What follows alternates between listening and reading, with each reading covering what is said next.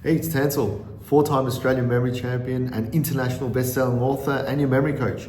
So today I want to talk about memory speed, right? Why is speed important in memorization?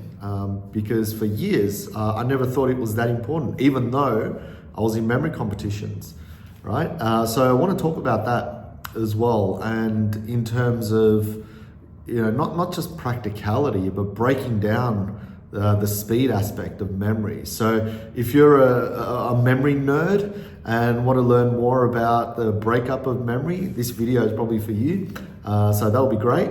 I'll do more of these sort of breakdown of techniques and skills, and just diving deeper into memory videos, because that's stuff that I love doing. And if you love that as well, then great. We can sort of share our knowledge together, and you can write stuff down in the comments as well, ask me questions.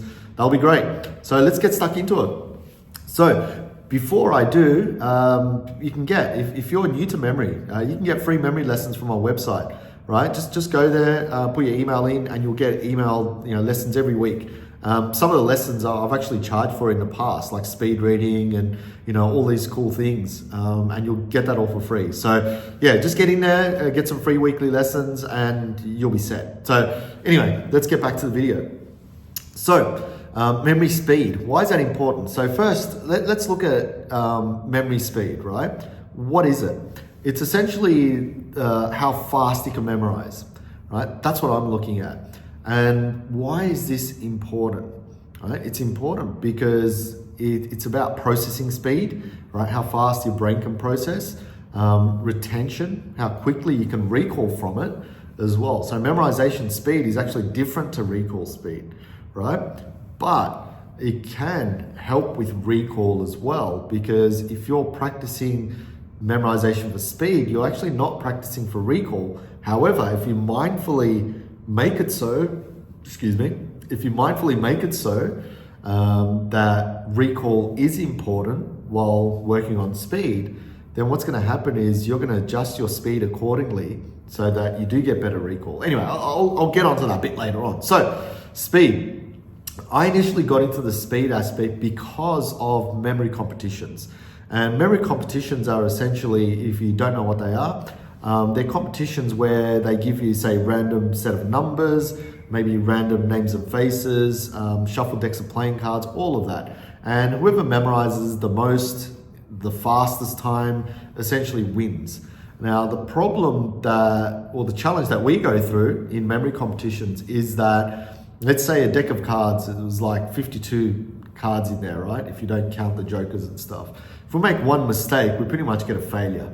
Right? That's how it was in the competitions back then. Now there's a lot of online stuff, and it's a little bit different. But how I learned was not to make any mistakes in our memorization process, right? By going really, really fast. And that's very hard, because the faster you memorize, the less time you have to make the associations and stories, right? So if I was to remember, let's say, someone's name, right? And their name was Craig, right? If I had all the time in the world, right? My cat's name was Craig. So I can now visualize my cat, beautiful gray cat, no longer with us, unfortunately. But yeah, beautiful gray cat, maybe sitting on the lap of this other Craig, right? The person that I'm meant to meet, and he's, patting Craig, loving him, all that sort of stuff. That's taken me quite a bit of time to make, and I can elaborate on that and make it more memorable, right? And that's a beautiful thing, right? If you don't have any time commitments and you want to remember something, then you can spread it all out in terms of your associations and stories and remember it beautifully, right? However, a lot of us don't have time. We don't have time, and we're always very, very busy. Right? That's mostly our fault. We shouldn't be putting so many things onto our plate. However, that's the nature of the beast at times. So what we want to be able to do is memorize quickly. And essentially when you're memorizing fast, right, that Craig now is like, what can I do very quickly, right? So it's like, okay, cat, Craig, person, done. However, all those elements, all that story making, all the feelings and associations that I had with that cat is just cut away. So it's just an image and that person. So that takes away a lot of the effectiveness of the recall afterwards. Because yes, you've made the memorization very quick, good job. But then when you try and remember it, you go, hang on, what was that name? I can't remember. Because all those details that you put in before, it doesn't exist now. It's just an image. So how do you make faster memorization a lot better to remember, right? And that's what memory athletes do. That's what people in competitions go out and do. When you memorize a deck of cards in 30 seconds, do you think they're making beautiful, elaborate stories for each card? No. They're essentially going through very quick, very short images almost. So when I say images, it's like I mentioned before, cat, Craig, person, done.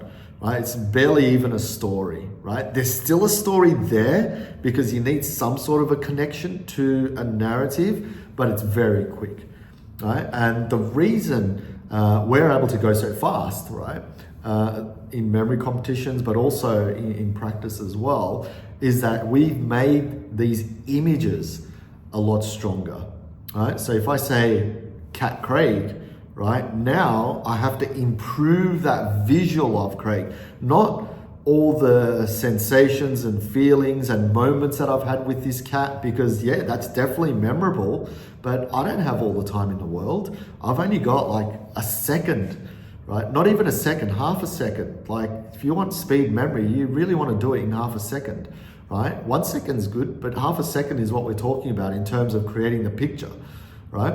And if you're attaching it to, say, a location, then, you know, within half a second to 1 second, that all has to fit in. That's pretty bloody difficult to do.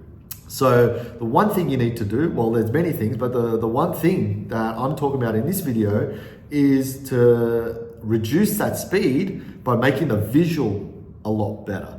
And how could you work on visuals, right? When I say cat Craig, I can picture, for me, what works best, again, for you, it might be different, right? Is something that's exaggerated. So maybe cat Craig, instead of picturing him, you know, in his normal shape or form, maybe he's really big, right? He's really big. He's a big, you know, I won't say he wasn't that fat, but he's a big cat. Now, when I picture cat Craig on this person, it could be the size of him or her, right? Or it's going to be him because Craig's a him, right? So attach my cat Craig onto this person, really big, and that's it. There's my 1 second, half a second, and then move along.